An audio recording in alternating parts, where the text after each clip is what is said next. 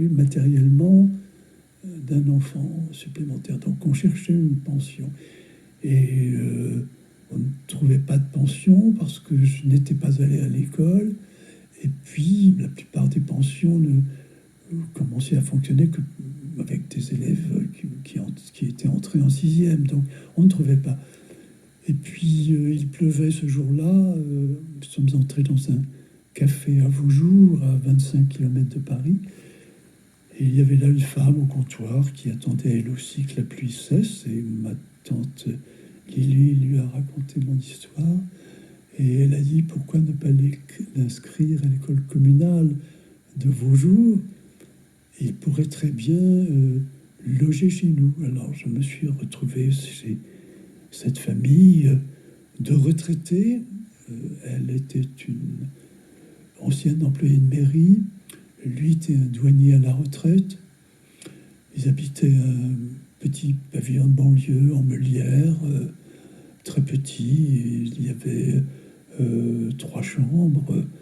Mais j'allais à l'école. Alors, ma scolarité n'était pas trouvée arrangée du jour au lendemain parce qu'on m'a mis dans la classe des petits puisque je n'étais jamais à l'école. Comme j'étais un peu plus âgé qu'eux, j'étais toujours premier. Alors l'année suivante, on a pensé qu'il fallait me mettre dans la classe des grands. Et dans la classe des grands, je ne comprenais absolument rien, j'étais toujours dernier. Donc j'ai à nouveau perdu 2 ans. Non seulement j'étais en retard, mais j'ai perdu 2 années supplémentaires. Et en plus, vous le dites d'ailleurs, parce que votre mémoire ne tombe jamais dans le piège du souvenir embellissant. Donc vous dites que vous êtes ennuyé à vos jours. Il était gay, monsieur? Vous faisiez des fugues et Raymond ne faisait aucune remontrance. Et elle s'accusait de tout ce qui vous arrivait. Il n'empêche, vous dormiez dans un lit cage.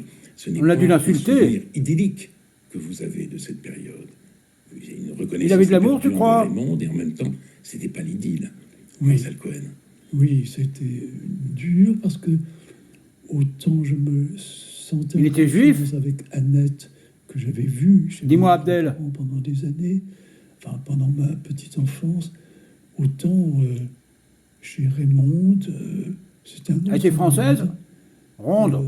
Je ne la connaissais pas et j'ai commencé à fuguer très régulièrement. Dachau, Ravensbrück, Marc. Il y a quelque chose qui me touche. Et les autres camps, c'est où on l'enferme encore. le courage de ce couple qui a un enfant, qui a la garde d'un Handicapés enfant, aussi vont y qui passer. fugue et qui prend Tout le monde y sur lui passera. de ne pas prévenir Plus ma famille. jamais parce ça. que ma famille Touche pas mon pote. serait inquiète et On disait. chercherait un établissement pour enfants difficiles. Touche pas mon frère humain. Ce qu'il ne voulait pas. Il pensait que Monsieur Villon, un enfant difficile, c'est poète, aussi Rimbaud, un enfant, un jeune délinquant. Verlaine, 02 département. Donc, on ne voulait pas me voir là, donc on ne disait rien à ma famille. À l'ouest, Et on ne prévenait pas non plus la gendarmerie, sauf exception. j'ai fermé ma gueule. On m'aurait fait la même remarque. Écoutez, si cet enfant fuit, Marc. vous ne pouvez pas assumer ça. C'est Dachau, dangereux pour lui. Pour Ravensbrück. vous, il faut un établissement spécialisé. Il ne voulait pas ça. Donc, Spécialisé pour les il s'attendait handicapés. que je rentre. Monsieur Cohen, vous écrivez. Voilà. Je rentrais. Et d'un autre côté, vous n'étiez pas ingrat. C'est un petit passage tout à fait merveilleux. Vous dites Merci à toi, Serge. C'est ta fête aujourd'hui. Salut à toi, la pièce de mon prof, théâtre transmise mon en ami, direct à la mon radio. frère. Le poste Salut à était toi. placé sur la commode de la